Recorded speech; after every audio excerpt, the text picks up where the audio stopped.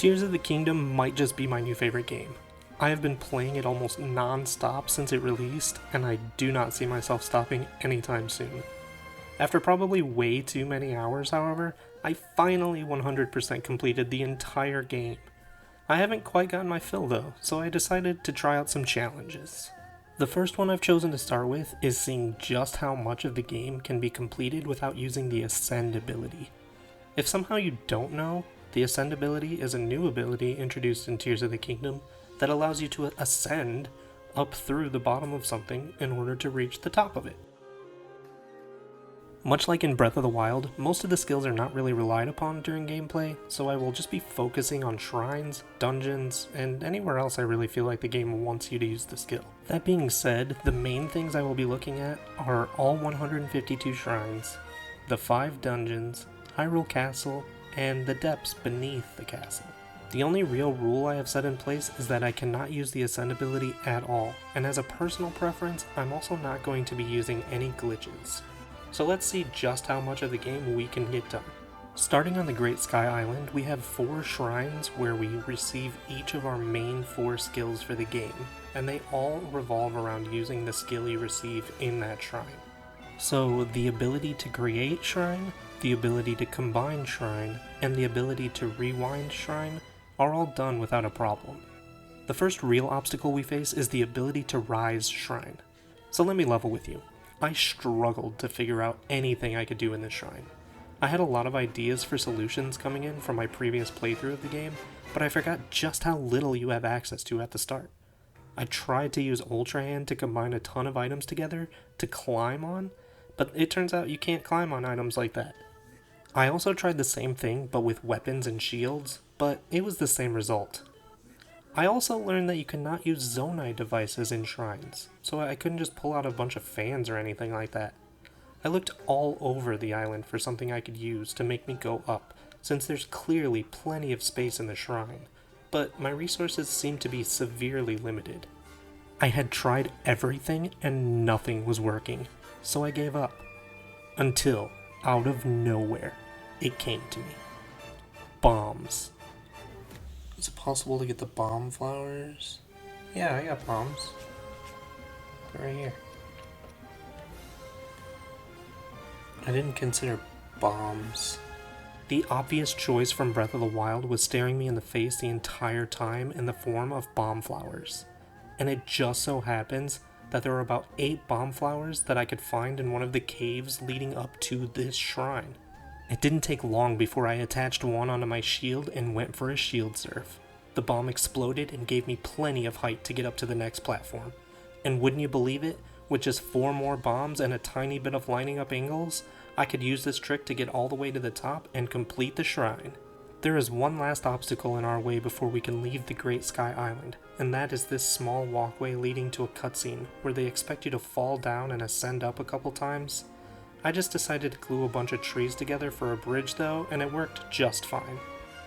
And now that we are off the island, we have completely opened up our choices. So just to make it easier on me, I'm going to continue focusing on shrines. I have broken up all the shrines into categories based on what I feel like the game intends you to do to complete them. There are 51 shrines that are Raru's blessings, and therefore don't require you to do anything inside the shrine.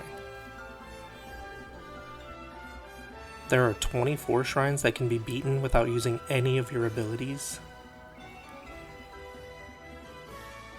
There are 10 shrines that you're better off cheesing real quick instead of doing them however the game intends you to do them.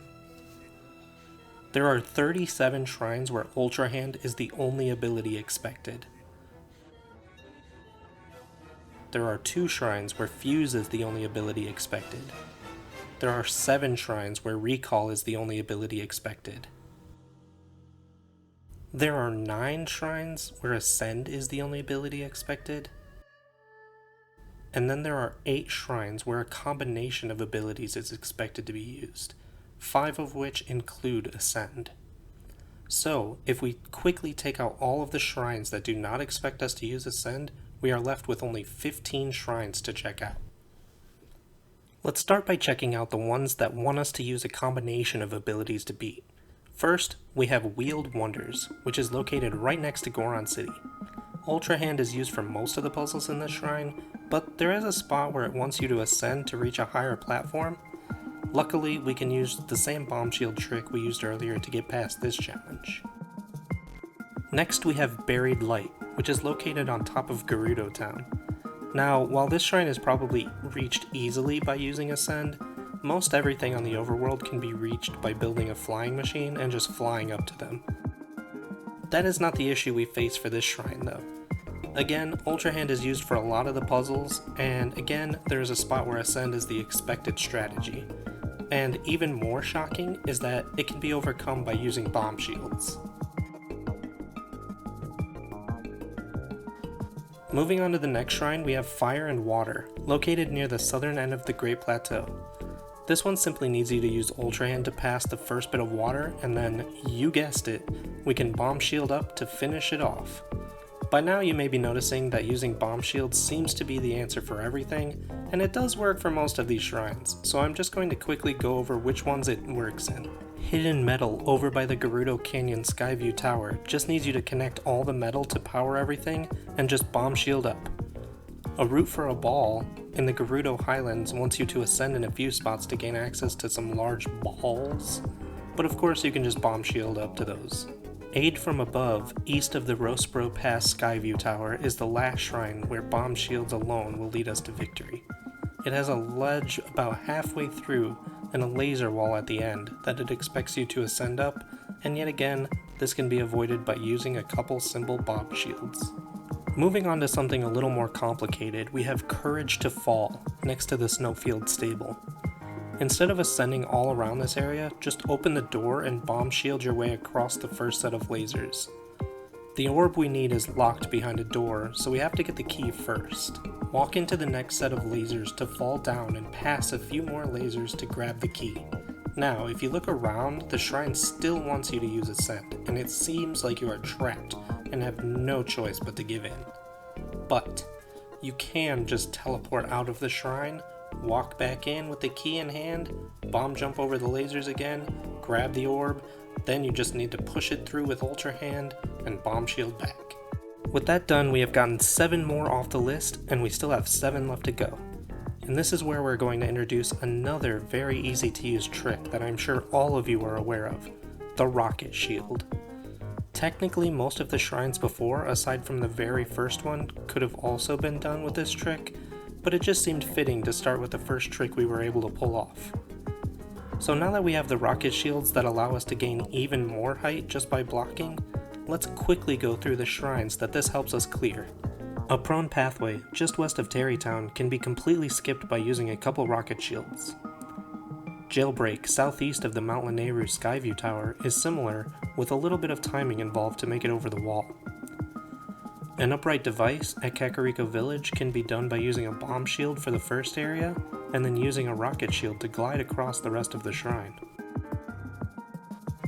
A way up, located at the now floating Hyrule Castle, can be easily beaten by using a rocket shield and just wrapping around the wall. Alignment on the northern side of Death Mountain can be completely skipped by just using a rocket shield and blasting all the way to the top. And finally, Missing Pathways on the eastern side of Satori Mountain is over after just a couple rocket shields.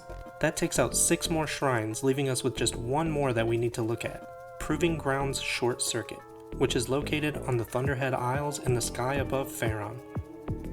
At first glance, the shrine might seem pretty straightforward, as it is just a Proving Ground shrine, so the only goal is to defeat all the enemies with limited resources, and it is true that the shrine itself actually does not require Ascend at all.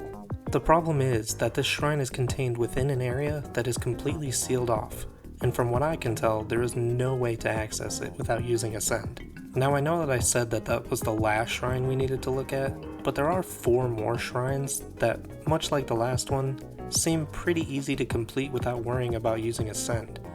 But the trouble lies in how we reach those shrines. The 4 shrines in question are all located within the Great Hyrule Forest, which again, from what I can tell, can only be reached by going into the depths below the forest and using Ascend. So unless I somehow missed something, that would mean that 147 out of the 152 shrines can absolutely be completed without using Ascend at all. Honestly, with as much as I used it during my first playthrough, I thought there would be a lot more that required it. That isn't all we're going to be looking at though today.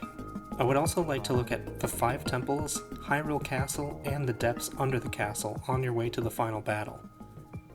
So let's move on to the temples. The first one I'm going to be looking at is the Water Temple. The portion leading up to accessing the temple when you dive into the whirlpool looks like it wants you to use Ascend in a couple spots, but it also gives you a ton of wooden boards that you can glue together to get up to the top without any issue.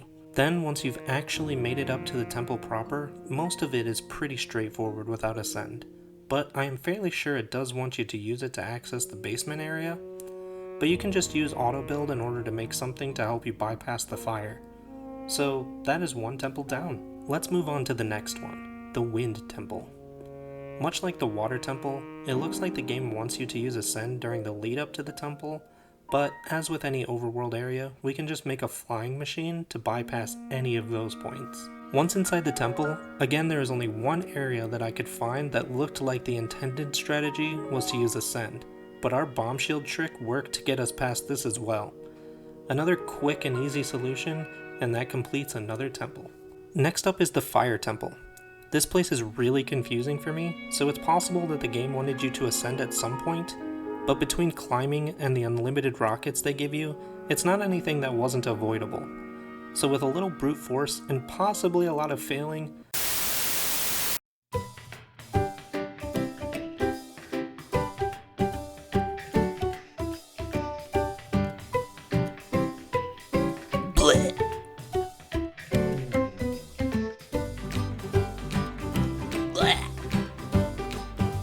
I'm dead.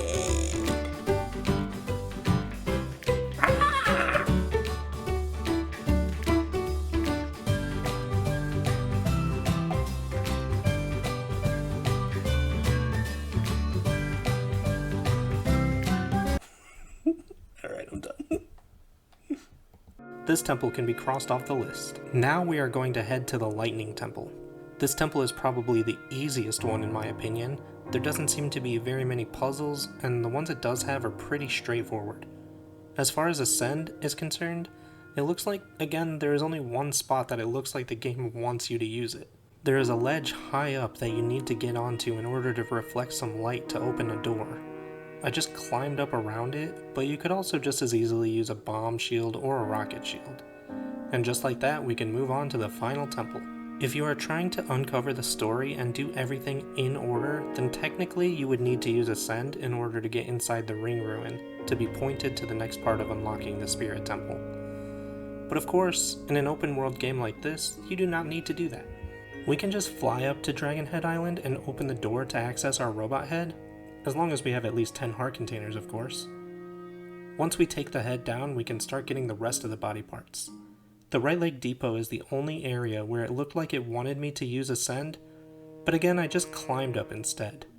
So with that, it looks like every single temple is completable without using Ascend.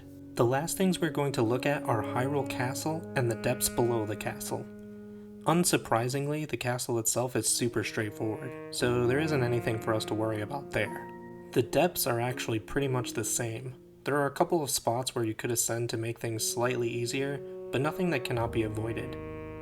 And with that, we have completed our quest to find out just how much of the game can be completed without using the Ascend ability. Since the last few things we looked at were kind of boring and easy, I'll also point out that there are 2 Skyview towers, and by my count, 32 Koroks that require you to use Ascend to obtain. Add on the 5 shrines we couldn't quite get to, and that is everything that cannot be done without using Ascend. This was a much easier challenge than I expected it to be. Ascend certainly makes exploration much easier, but I have learned that aside from a handful of things, mostly Koroks, that it is mostly just a convenience tool. If there is anything you think I missed or anything that you have questions on, feel free to let me know in the comments below. And if there is any challenge you would like to see me attempt next, I am always open to requests. Also, I would love if you would consider giving this video a like and possibly even subscribing to the channel if you'd like to see more from me in the future. Thank you so much for watching, and I hope you have a wonderful day.